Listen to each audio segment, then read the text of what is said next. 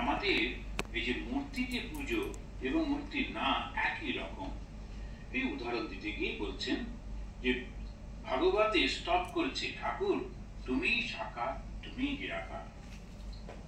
আমাদের সামনে তুমি মানুষ হয়ে বেড়াচ্ছ, কিন্তু বেদে তোমাকে বাক্য মনের অতীত বলেছে। বাক্য এবং মনে, মন তো চিন্তা করে আর বাক্যটা শব্দগুলো প্রকাশ করে। আমি যে চিন্তাটা করলাম সেই চিন্তাটা প্রকাশ করলাম, সেই প্রকাশ এবং অপ্রকাশ যেটা শুধু ভাবনা, সূক্ষ্ম যে জিনিসটা, সেটাতে বেদ বলছেন না, উনি হচ্ছেন বাক্য মনের অতীত। কেন অতীত বলল? যে মুহূর্তে আমরা বলবো যে ভগবান হচ্ছেন এইটুকু, এই রকম, সঙ্গে সঙ্গে তিনি ক্ষুদ্র হয়ে গেলেন। এখন বিশালতা থেকে যেই ক্ষুদ্র হয়ে গেলেন, তখনই তার ধ্বংস হয়ে যাবার সম্ভাবনা। ঈশ্বর তো কখনো মরবেন না, ভগবানের তো মৃত্যু নেই। তো সেইটাতেই তিনি বলছেন যে বেদ তাই বলেছেন বাক্য মনের অতীত। তিনি বাক্য দিয়ে তাকে বলা যাবে না। টাইম, স্পেস এন্ড কজেশন, এই তো তিনটে জিনিসের মধ্যে দিয়ে আমরা ব্যাখ্যা করি। একটা সময় থাকে, আমি অমুক সময় অমুক দিনে আমি বঙ্গভবনে গিয়েছিলাম, অমুকের সঙ্গে দেখা হলো বলে একটা বর্ণনা করলাম। ওনার নামটা ঠিক জানি না, কিন্তু এরকম চেহারা, এরকম ব্যাপার, এরকম ব্যাপার, এরকম করে করে আমরা বর্ণনাগুলো করি। যে কোনো জায়গায় যাই আমরা ওইরকম ভাবে বর্ণনা করি।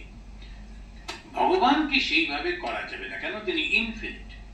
যেই মুহূর্তে করতে পারবো উনি ফাইনাইট হয়ে গেলেন, তিনি সঙ্গে সঙ্গে সাকার হয়ে যাচ্ছেন, ছোট হয়ে যাচ্ছেন, এবং যেটাই ওইটা হবে নষ্ট হয়ে যাবে। এইবারে এই প্রসঙ্গে একটু বলে রাখি, আমাদের আজকে শুরু করতেও একটু দেরি হয়েছে, আমি আরো 2-3 মিনিট একটু সাকার নিরাকার এই চিন্তাগুলো করছি।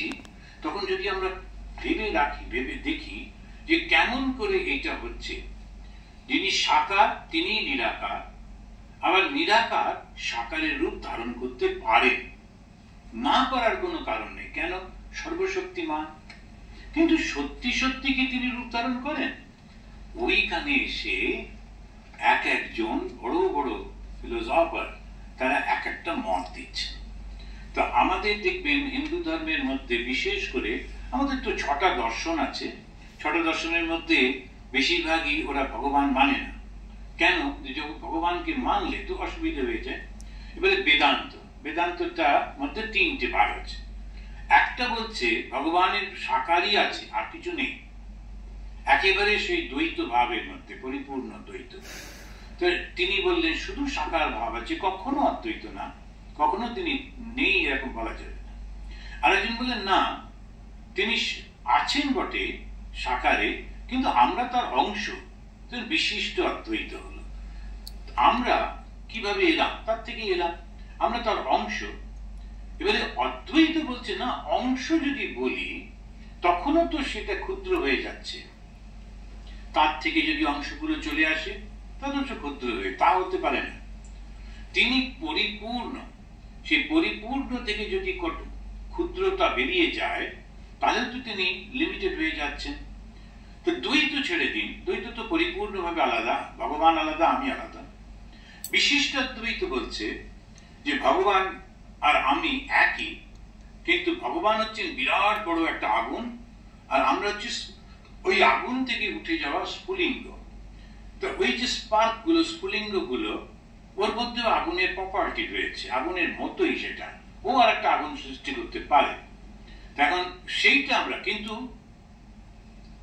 একদম পিওর অদ্বৈত বলছে তুমি যদি তা বলো তাহলে সমস্যাটা এটা হবে যে ভগবান ছোট ছোট গ্রুপে চলে যাচ্ছেন, ভেঙে যাচ্ছেন, তার সর্বব্যাপিত্ব এবং সেইটা থাকবে না, ইনফিনিট যে ব্যাপারটা থাকবে না, ওটা ভুল হয়ে যাবে। তাহলে কি আমরা যেটা দেখছি সেগুলো কি? তখন ওরা বললেন মায়া। এই জায়গাটাতেই এসে আমরা ঠিক বুঝতে পারি না বলে একটু অস্বস্তি হয়। মায়াটা হচ্ছে একটা সৃষ্টি যেটা আছে অথচ নেই। উদাহরণ দিতে গিয়ে ওরা বারবার বলেন, যেমন আমরা মরুভূমির মধ্যে আমরা